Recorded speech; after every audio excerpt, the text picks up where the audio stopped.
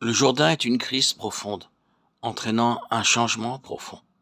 Et de même que Jacob, après le Jabbok, ne fut plus jamais le même homme, car il boitait, il en fut ainsi de nous.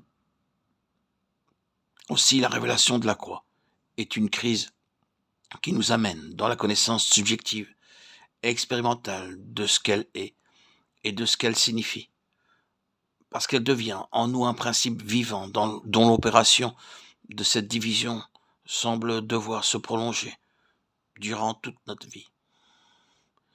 Il y a par la croix l'implantation très réelle des droits souverains de Christ, et le trône n'est plus simplement une reconnaissance objective, mais un fait qui nous subordonne à Christ et nous lie à lui dans une union vivante, esprit et à esprit.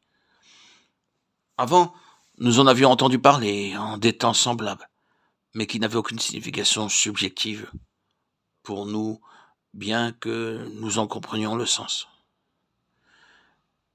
Mais par la crise de Romains 6, baptisée en sa mort, la croix devenait une réalité vivante. Le Saint-Esprit planté tout au centre de notre être intérieur, la croix, comme la fin absolue de nous-mêmes. Par son action progressive, il nous fit découvrir ce que nous ne pouvions pas faire, car ce serait une ingérence de l'ancienne création dans le domaine de la résurrection, et ce que nous ne pouvions plus faire nous-mêmes pour Dieu. Le Jourdain, avec les 12 pierres laissées dans le lit du fleuve, était la fin de notre histoire, celle liée à notre vie propre avec ses efforts, incertitudes, échecs, déconvenues, perplexité, alors que le monument de 12 pierres plantées sur la rive de Canaan prenait sa véritable signification, non seulement ressuscité en nouveauté de vie, mais par la circoncision spirituelle, dans une séparation complète avec le moi crucifié. Une page de notre histoire, celle du désert, était tournée, et le soleil de Péniel se levait pour nous.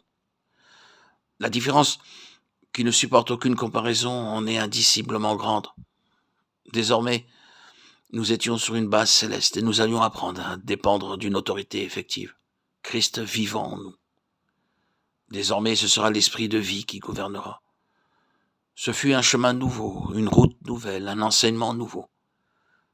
Et nous expérimentâmes que la vie a une voie à laquelle nous sommes subordonnés et assujettis, de laquelle nous aurons à apprendre. Comme souvent mentionné, il y a la déclaration de Paul dans 1 Corinthiens 1, 17. Afin que la croix de Christ ne soit pas rendue vaine. Aspect tragique, à moins que la croix ne soit dans sa pleine signification une expérience subjective. L'Église, à laquelle est lié le dessein de Dieu, ne saurait être expérimentée.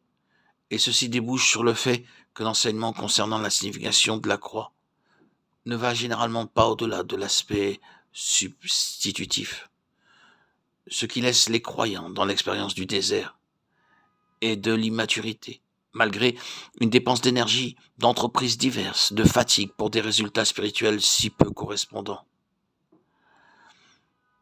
Il y a également un autre côté tragique, celui du refus catégorique par bon nombre de croyants quant à l'aspect subjectif de la croix.